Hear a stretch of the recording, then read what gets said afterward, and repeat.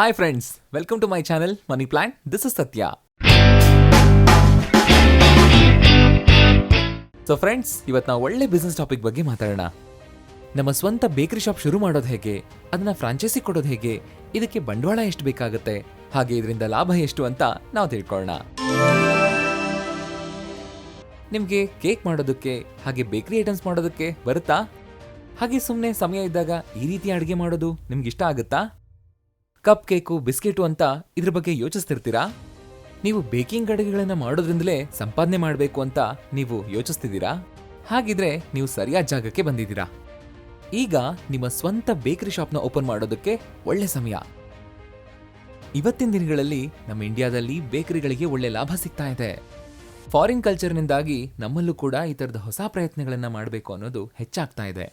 ಆದರೆ bakery business ಅನ್ನೋದು ಕೂಡ ಚೆನ್ನಾಗಿ ನಡೆಯುತ್ತಾ ಅಂತ ನಿರ್ಲಕ್ಷ್ಯ ಮಾಡಬೇಡಿ. ಯಾಕೆಂದ್ರೆ ಇವತ್ತಿನ ದಿನಗಳಲ್ಲಿ ಇದಕ್ಕೆ ಡಿಮಾಂಡ್ ತುಂಬಾ ಇದೆ. ಸೊ ಆ ಡಿಮಾಂಡ್ನ ನೀವು ಉಪಯೋಗಿಸ್ಕೊಂಡು ಕೂಡ ಒಳ್ಳೆ ಸಂಪಾದನೆ ಮಾಡಬಹುದು. ಮಾರ್ಕೆಟ್ಗಳಲ್ಲಿ ಐಮಾರ್ಕ್ನವರು ಮಾಡಿದ ಸಂಶೋಧನೆಯ ಫಲಿತಾಂಶಗಳ ಆಧಾರದ ಮೇಲೆ ಗೊತ್ತಾಗಿದ್ದೇನು ಅಂದ್ರೆ, ಮುಂದಿನ ದಿನಗಳಲ್ಲಿ ಇಂಡಿಯಾದ ಬೇಕರಿ ಮಾರ್ಕೆಟ್ ಈಗಿನಕ್ಕಿಂತ ಇನ್ನಷ್ಟು ದುಪ್ಪಟ್ಟಾಗುವ ತುಂಬಾ ಸಾಧ್ಯತೆಗಳಿದೆ ಅಂತ.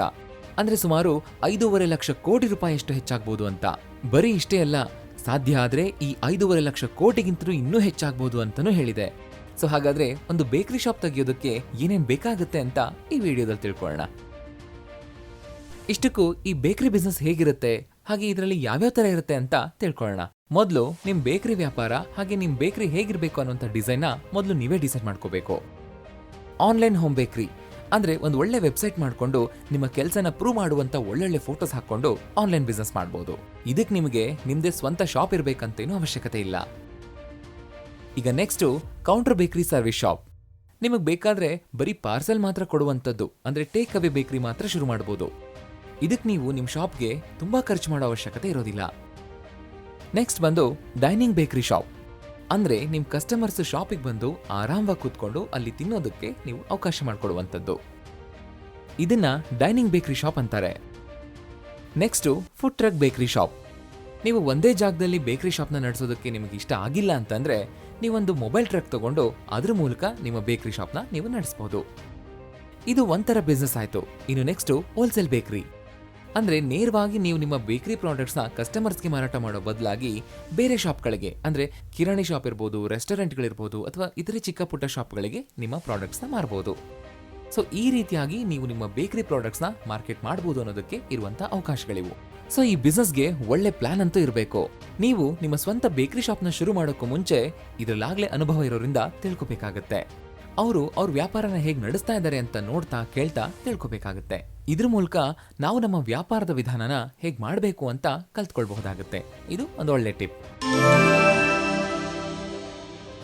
ನೆಕ್ಸ್ಟ್ ಬಂದು ಬಿಸ್ನೆಸ್ ಪ್ಲಾನ್. ನೀವು ನಿಮ್ ಬೇಕರಿ ಶಾಪ್ ಮೂಲಕ ಏನ್ ಸಾಧನೆ ಮಾಡ್ತಾ ಇದ್ದೀರಾ, ನಿಮ್ ಉದ್ದೇಶ ಏನು, ಇದ್ರ ಮೂಲಕ ನೀವೇನ್ ಸಾಧಿಸಬೇಕಾಗುತ್ತೆ ಅನ್ನುವಂತ ಮಾಹಿತಿ ನಿಮಗೆ ಕ್ಲಿಯರ್ ಆಗಿರಬೇಕು. ಹಾಗೆ ನೆಕ್ಸ್ಟ್ ನೀವು ಮಾರ್ಕೆಟ್ ಅನಾಲಿಸಿಸ್ ಕೂಡ ಮಾಡಬೇಕು. ಮಾರ್ಕೆಟ್, ನೀವಿರೋ ಜಾಗ, ಮತ್ತೆ ಅಲ್ಲಿ ಜನ ಏನ್ ಖರೀದಿ ಮಾಡಬಹುದು, ಇದರ ಜೊತೆಗೆ ಅಲ್ಲಿ ಯಾರಾದ್ರೂ ಕಾಂಪಿಟೇಟರ್ಸ್ ಇದಾರಾ ಅಂತ ತಿಳ್ಕೊಂಡು ಅದಕ್ಕೆ ತಕ್ಕಂತೆ ಪ್ಲಾನ್ ಮಾಡಬೇಕಾಗುತ್ತೆ. ಸರಿ, ಹಾಗಾದ್ರೆ ನಿಮ್ ಶಾಪ್ ಅಲ್ಲಿ ಯಾವ ತರದ ಮೆನು ಇರಬೇಕು ಅಂತಾನೂ ನೀವು ಯೋಚನೆ ಮಾಡಬೇಕಾಗುತ್ತೆ. ನೀವು ಏನೇನ್ ಮಾರ್ತಾ ಇದ್ದೀರಾ, ನಿಮ್ ಮೆನು ಏನು, ನಿಮ್ ಮೆನು ಅಲ್ಲಿ ನೀವು ಏನೇನ್ ಮಾರ್ತಾ ಇದ್ದೀರಾ ಅನ್ನೋಂಥ ಕಂಪ್ಲೀಟ್ ಡೀಟೇಲ್ಸ್ ಕಸ್ಟಮರ್ಗೆ ಈಸಿಯಾಗಿ ಸಿಗಬೇಕು.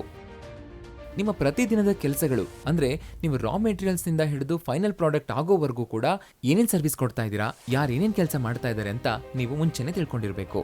ನಿಮ್ಮ ಕ್ಯಾಶ್ ಫ್ಲೋ ಸ್ಟೇಟ್ಮೆಂಟ್, ನಿಮ್ಮ ವ್ಯಾಪಾರಕ್ಕೆ ಸಂಬಂಧಪಟ್ಟಂತಹ ಖರ್ಚುಗಳು, ತಿಂಗಳ ಸಂಬಳಗಳು, ಹಾಗೆಯೇ ನಿಮಗೆ ಬರುವಂತಹ ಪ್ರಾಫಿಟ್ ಮಾರ್ಜಿನ್ ಏನು ಅಂತ ನೀವು ನೀಟಾಗಿ ತಿಳ್ಕೊಂಡಿರ್ಬೇಕು. ಹಾಗೆ ನೀವು ನಿಮ್ಮ ಬಿಸ್ನೆಸ್ಗೆ ಸ್ವಾಟ್ ಅನಾಲಿಸಿಸ್ ಕೂಡ ಮಾಡಬೇಕಾಗುತ್ತೆ. ಸ್ವಾಟ್ ಅಂದ್ರೆ strength, weakness, opportunity and threat. ನಿಮ್ಮ ವ್ಯಾಪಾರಕ್ಕಿರೋ ಬಲ ಏನು, ಹಾಗೆ ಅದರಲ್ಲಿರೋ ವೀಕ್ನೆಸ್ ಏನು, ಅದರಲ್ಲಿರೋ ಅಪಾರ್ಚುನಿಟೀಸ್ ಏನು, ಹಾಗೆ ಅದರಲ್ಲಿರೋ ಕಷ್ಟ ಏನು ಅಂತ ನೀವು ತಿಳ್ಕೊಂಡು ನಿಮ್ಮ ಬಿಸ್ನೆಸ್ನ ಶುರು ಮಾಡಬೇಕಾಗುತ್ತೆ. ಓಕೆ, ನೀವು ಇದೆಲ್ಲ ಪ್ಲಾನ್ ಮಾಡಿದ್ದಾದ್ಮೇಲೆ ನಿಮ್ಮ ಬೇಕರಿಗೆ ಜಾಗ ಹೇಗಿರ್ಬೇಕು ಅಂತಾನೂ ನೀವು ಪ್ಲಾನ್ ಮಾಡಬೇಕಾಗುತ್ತೆ. ನಿಮ್ಮ ಬಿಸ್ನೆಸ್ಗೆ ನೇರವಾಗಿ ಲಾಭ ತಂದ್ಕೊಡೋದು ಯಾವುದು ಅಂದ್ರೆ ನಿಮ್ಮ ಜಾಗ. ಜನ ಹೆಚ್ಚಾಗಿ ತಿರುಗಾಡೋ ಜಾಗ ಇದ್ರೆ ನಿಮ್ಮ ಲಾಭ ಕೂಡ ಹೆಚ್ಚಾಗಿರುತ್ತೆ. ಇದರ ಜೊತೆಗೆ ಸರಿಯಾಗಿ ಡ್ರೈನೇಜ್ ಸಿಸ್ಟಮ್ ಇರೋ ಜಾಗನ ಹುಡುಕೋದು ಕೂಡ ತುಂಬಾ ಇಂಪಾರ್ಟೆಂಟ್ ಆಗುತ್ತೆ. ಬೇಕರಿ ಶಾಪ್ ಹೇಗಿರ್ಬೇಕು ಅಂತಂದ್ರೆ, ಸಾಮಾನ್ಯವಾಗಿ ಬೇಕರಿ ಶಾಪ್ ಎಲ್ರಿಗೂ ಕಾಣೋ ಹಾಗೆ ಬಿಲ್ಡಿಂಗ್ನ ಮುಂದ್ಗಡೆ ಇರಬೇಕು. ಅದು ಗ್ರೌಂಡ್ ಫ್ಲೋರ್ ಅಲ್ಲಿ ಇದ್ರೆ ಇದ್ದಿದ್ದು ಒಳ್ಳೇದು. ಸಾಧ್ಯ ಆದ್ರೆ ಎಲ್ಲಾ ಫೆಸಿಲಿಟಿ ಇರುವಂತಹ ಕಿಚನ್ ಫಸ್ಟ್ ಫ್ಲೋರ್ ಅಲ್ಲಿದ್ದು ಜನ ಎಲ್ಲ ಕುತ್ಕೊಳ್ಳುವಂತಹ ಜಾಗ ಕೆಳಗಡೆ ಇದ್ರೆ ತುಂಬಾ ಒಳ್ಳೇದು. ಆಗ ನೀವು ನಿಮ್ಮ ಕಸ್ಟಮರ್ಸ್ಗೆ ಸರ್ವಿಸ್ ಕೊಡೋದಕ್ಕೆ ಸುಲಭ ಆಗುತ್ತೆ. ಇದರ ಜೊತೆಗೆ ನಿಮ್ಮ ಬಿಲ್ಡಿಂಗ್ ಓನರ್ ಇಂದ ನಾವು ಬೇಕರಿ ಶಾಪ್ ಇಡ್ತಾ ಇದೀವಿ ಅಥವಾ ಯಾವುದೋ ಫುಡ್ ರಿಲೇಟೆಡ್ ಶಾಪ್ ಇಡ್ತಾ ಇದೀವಿ ಅಂತ ನಿಮ್ಮ ಓನರ್ ಇಂದ ನೋ ಅಬ್ಜೆಕ್ಷನ್ ಸರ್ಟಿಫಿಕೇಟ್ ಅಂತ ತಗೊಳ್ಳೋದನ್ನ ಮರಿಬೇಡಿ ಫ್ರೆಂಡ್ಸ್. ಇದು ತುಂಬಾ ಇಂಪಾರ್ಟೆಂಟ್ ಆಗುತ್ತೆ. ಯಾಕೆಂದ್ರೆ ಫ್ರೆಂಡ್ಸ್, ಫ್ಯೂಚರ್ ಅಲ್ಲಿ ಅವರಿಂದ ನಿಮಗೆ ಯಾವುದೇ ತೊಂದರೆ ಆಗೋಕೆ ಸಾಧ್ಯ ಇರೋದಿಲ್ಲ. ಸರಿ, ಹಾಗಾದ್ರೆ ಇದೆಲ್ಲ ಆಯ್ತು. ಇನ್ವೆಸ್ಟ್ಮೆಂಟ್ ಎಷ್ಟಾಗಬೇಕಾಗುತ್ತೆ, ಬಂಡವಾಳ ಎಷ್ಟು ಅನ್ನೋದನ್ನ ನೋಡೋಣ. ನಮ್ಮ ದೇಶದಲ್ಲಿ ಒಂದು ಬೇಕರಿ ಶಾಪ್ನ ಶುರು ಮಾಡಬೇಕು ಅಂದ್ರೆ ಎಷ್ಟು ಖರ್ಚಾಗುತ್ತೆ ಅಂತ ನಾವೀಗ ತಿಳ್ಕೊಳ್ಳೋಣ. ಫಾರ್ ಎಕ್ಸಾಂಪಲ್, ಒಂದು ಒಳ್ಳೆ ಏರಿಯಾ ಆಗಿದ್ರೆ ರೆಂಟ್ ಬಂದು 60,000 ಆಗುತ್ತೆ. ನೆಕ್ಸ್ಟ್ ಬಂದು FSSAI ಅಂದ್ರೆ food safety and service authority of India ಇಂದ ನೀವು ಲೈಸೆನ್ಸ್ ತಗೊಳ್ಬೇಕಾಗುತ್ತೆ. ಇದಕ್ಕೆ ನಿಮಗೆ ಸುಮಾರು 15,000 ರೂಪಾಯಿ ಖರ್ಚಾಗುತ್ತೆ.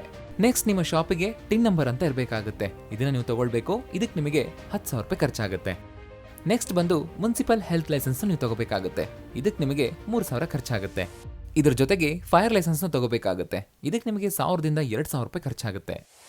ಸೊ ಟೋಟಲ್ ಆಗಿ ನಿಮಗೆ ಲೈಸೆನ್ಸ್ಗೋಸ್ಕರನೇ ಸುಮಾರು 35,000 ರೂಪಾಯಿ ಖರ್ಚಾಗುತ್ತೆ. ನೆಕ್ಸ್ಟ್ ಬಂದು ಕೆಲಸ ಮಾಡೋರಿಗೆ ಸಂಬಳನೂ ಲೆಕ್ಕ ಹಾಕಬೇಕಾಗುತ್ತೆ. Head chef, helpers, service boys, cashier ಹಾಗೆ ಕ್ಲೀನಿಂಗ್ ಮಾಡೋರಿಗೆ ಹತ್ರ ಅಂದ್ರೂ 1,00,000 ರೂಪಾಯಿ ಕೊಡಬೇಕಾಗುತ್ತೆ. ಇನ್ನು ಬೇಕರಿ ಪ್ರಾಡಕ್ಟ್ಸ್ಗೆ ಬೇಕಾಗುವಂತಹ ರಾ ಮೆಟೀರಿಯಲ್ಸ್ ಇರ್ಬೋದು, ಕಿಚನ್ ಐಟಮ್ಸ್ ಇರ್ಬೋದು, ಟೋಟಲ್ ಆಗಿ ಕಿಚನ್ ಸೆಟಪ್ಗೆ ನಿಮಗೊಂದು 8,00,000 ರೂಪಾಯಿ ಖರ್ಚಾಗಬಹುದು. ಇನ್ನು ಮಾರ್ಕೆಟಿಂಗ್ ವಿಷಯಕ್ಕೆ ಬಂದ್ರೆ display board, pamphlets, social media marketing ಹಾಗೆಯೇ ಆಪ್ಸು ಅದು ಇದು ಅಂತ ಒಂದು 50,000 ರೂಪಾಯಿ ಖರ್ಚಾಗುತ್ತೆ. ಇನ್ನು ಇತರೆ ಖರ್ಚುಗಳು ಅಂದ್ರೆ ಕೆಲಸ ಮಾಡೋರಿಗೆ ಯೂನಿಫಾರ್ಮ್ಸ್ ಇರ್ಬೋದು ಅಥವಾ ಕರೆಂಟ್ ಬಿಲ್ಲು ಅದು ಇದು ಅಂತ ಒಂದು 20,000 ರೂಪಾಯಿ ಖರ್ಚಾಗಬಹುದು. ಸೊ ಅಲ್ಲಿಗೆ ಒಂದು ಬೇಕರಿ ಶಾಪ್ನ ಶುರು ಮಾಡಬೇಕು ಅಂತಂದ್ರೆ ಬೇಕಾಗುವಂತಹ ಖರ್ಚು ಸರಿಸುಮಾರು 10ರಿಂದ 12 ಲಕ್ಷ ರೂಪಾಯಿ ಬೇಕಾಗುತ್ತೆ. ಇದು ನಿಮ್ಮ ಬಂಡವಾಳ ಆಗುತ್ತೆ. ಇದರ ಜೊತೆಗೆ ಯಾವ ಜಾಗದಲ್ಲಿ ನೀವು ಶಾಪ್ ಇಡ್ತಾ ಇದ್ದೀರಾ ಅನ್ನೋದ್ರ ಮೇಲೂ ಈ ರೇಟ್ಸ್ ವ್ಯತ್ಯಾಸ ಆಗ್ಬೋದು. ಓಕೆ, ಇದೆಲ್ಲ ಆಯ್ತು. ಈಗ ಒಂದು ಶಾಪ್ಗೆ ಮಿನಿಮಮ್ ಆಗಿ ಏನೇನ್ ಬೇಕಾಗುತ್ತೆ ಅಂತ ತಿಳ್ಕೊಳ್ಳೋಣ. ನೀವು ಕ್ವಾಲಿಟಿ ಆಗಿರೋ ಫುಡ್ನ ಕಸ್ಟಮರ್ಸಿಗೆ ಕೊಡಬೇಕು ಅಂತಂದ್ರೆ ಕಿಚನ್ ಅಲ್ಲಿ ನಿಮಗೆ ಕ್ವಾಲಿಟಿ ಆಗಿರೋ ಕಿಚನ್ ಯುಟೆನ್ಸಿಲ್ಸ್ ಇರಬೇಕು. ಸೊ ಅವೆಲ್ಲ ಪರ್ಫೆಕ್ಟ್ ಆಗಿದ್ರೆ ಫುಡ್ ಕೂಡ ಪರ್ಫೆಕ್ಟ್ ಆಗಿರುತ್ತೆ. ಹಿಟ್ ಕಲ್ಸೋ ವಿಷಯದಿಂದ ಹಿಡಿದು ಎಲ್ಲನೂ ಪರ್ಫೆಕ್ಟ್ ಆಗಿರುತ್ತೆ. ಫಸ್ಟ್, ಒಂದು ಬೇಕರಿಲಿ ಮುಖ್ಯವಾಗಿ ಇರಬೇಕಾಗಿರುವಂಥದ್ದು ಹಿಟ್ ಕಲ್ಸೋದಕ್ಕೆ planetary mixer, oven, deep freezer, fridge ಹಾಗೆ ಟೇಬಲ್ಗಳು, ಗ್ಯಾಸ್ ಸ್ಟವ್, ಸಿಲಿಂಡರ್ ಹೀಗೆ ಇವೆಲ್ಲ ನಮಗೆ ಬೇಕಾಗುತ್ತೆ. ಇನ್ನು ಸ್ಟೋರೇಜ್ ವಿಷಯಕ್ಕೆ ಬಂದ್ರೆ ಕಿಚನ್ ಅಲ್ಲಿ ಸ್ಟೋರೇಜ್ ಅಂತ ಇದ್ರೆ ಕೆಲಸ ಎಷ್ಟು ಸ್ಮೂತ್ ಆಗುತ್ತೆ ಅಂತ ನಿಮ್ಗೆ ಗೊತ್ತು. ಯಾಕೆಂದ್ರೆ ಸ್ಟೋರೇಜ್ ನಮಗೆ ಚೆನ್ನಾಗಿದ್ರೆ ನಮಗೆ ಬೇಕಾಗಿರೋ ಸಾಮಗ್ರಿಗಳನ್ನ ಹೆಚ್ಚಿನ ಮಟ್ಟದಲ್ಲಿ ದೊಡ್ಡ ಬ್ಯಾಗ್ಗಳಲ್ಲಿ ತಗೊಂಡು ನಾವಿಡಬಹುದು. ಹಾಗೆ ಮುಖ್ಯವಾಗಿ ಹಿಟ್ಟು ಕೂಡ. ಇನ್ನು ಇವನ್ನೆಲ್ಲ ತಗೊಂಡು ಹೋಗೋದಕ್ಕೆ ಒಂದು ವ್ಯವಸ್ಥೆ ಅಂತಾನು ಮಾಡ್ಕೊಂಡ್ರೆ ಒಳ್ಳೇದು. ಇನ್ನು ನಿಮ್ ಶಾಪ್ಗೆ ಇಡುವಂತ ಡಿಸ್ಪ್ಲೇ ಬೋರ್ಡ್ ಇರ್ಬೋದು ಅಥವಾ ಬೇರೆ ಯಾವುದೇ ಬೋರ್ಡ್ ಇರ್ಬೋದು, ಅವುಗಳ ಡಿಸೈನ್ ಚೆನ್ನಾಗಿರ್ಬೇಕು. ಯಾಕಂದ್ರೆ ಅದು ಚೆನ್ನಾಗಿಲ್ಲ ಅಂದ್ರೆ ಕಸ್ಟಮರ್ಸ್ ನ ಅಟ್ರಾಕ್ಟ್ ಮಾಡೋದು ಕಷ್ಟ ಆಗುತ್ತೆ. ಹಾಗೆ ನೀವು ಪಾರ್ಸೆಲ್ ಮಾಡೋ ಬಾಕ್ಸ್ ನ ಕೂಡ ಅಂದವಾಗಿ ಡಿಸೈನ್ ಮಾಡಿಸಬೇಕಾಗುತ್ತೆ. ಹಾಗೆ ನೀವು ಕ್ಲೀನಿಂಗ್ ಏರಿಯಾದಲ್ಲಿ 3 ಕಂಪಾರ್ಟ್ಮೆಂಟ್ ಇರೋ ಸಿಂಕ್ ಇರುವಂತದನ್ನ ರೆಡಿ ಮಾಡ್ಕೋಬೇಕಾಗುತ್ತೆ.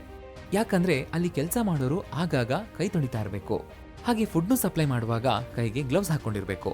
ನಿಮ್ಗೆ ಕ್ಲೀನ್ ಮಾಡೋದಕ್ಕೆ ಬೇಕಾಗುವಂತ ಎಲ್ಲಾ ಸಾಮಾನು ಕೊಂಡ್ಕೊಳ್ತಿರ್ತೀರಾ, ಜೊತೆಗೆ ಗ್ಲೌಸ್ನು ನೀವು ಕೊಂಡ್ಕೊಳ್ಲೇಬೇಕಾಗುತ್ತೆ. ಹಾಗೆ ಒಂದು POS ಮಷಿನ್ ಮತ್ತೆ ಬಿಲ್ಲಿಂಗ್ ಸಾಫ್ಟ್ವೇರ್ನ ನೀವು ರೆಡಿ ಮಾಡಿಸ್ಕೋಬೇಕಾಗುತ್ತೆ. ಇವತ್ತಿನ ದಿನಗಳಲ್ಲಿ POS ಮಷಿನ್ ನಮಗೆ ಇನ್ವೆಂಟರಿ ಮ್ಯಾನೇಜ್ಮೆಂಟ್ ಸಾಫ್ಟ್ವೇರ್ ಜೊತೆಗೇನೆ ಸಿಗ್ತಾ ಇದೆ. ಈ ಮಷಿನ್ ನಿಮ್ಮ ಬಿಸ್ನೆಸ್ ನೋಡ್ಕೊಳ್ಳೋದ್ರ ಜೊತೆಗೆ ನಿಮ್ಮ ಹತ್ರ ಇರೋ ಸರ್ಕ್ನ ಮೇಂಟೈನ್ ಮಾಡೋದಕ್ಕೆ ಮತ್ತೆ ಅದರ ಲೆಕ್ಕಾಚಾರ ಏನು ಅಂತ ತಿಳ್ಕೊಳ್ಳೋದಕ್ಕೆ ಈ ಮಷಿನ್ ನಿಮಗೆ ಸಹಾಯ ಮಾಡುತ್ತೆ.